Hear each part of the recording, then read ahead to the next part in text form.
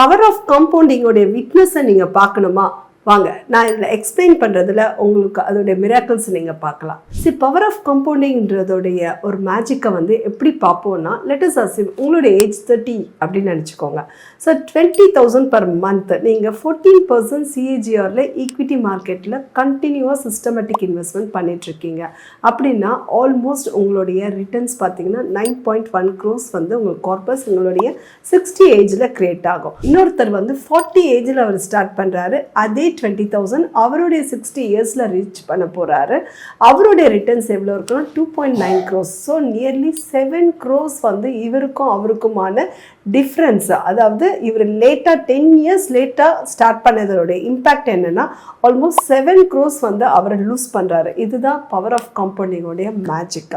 To watch such more content of உங்களுக்கு இன்ட்ரெஸ்டிங்கான videos பற்றி வேணும் அப்படின்னா நீங்கள் எங்கள் சேனலை சப்ஸ்கிரைப் பண்ணுங்கள். அனிதா மோகன் இன்வெஸ்ட்மெண்ட் சொல்யூஷன்ஸ்.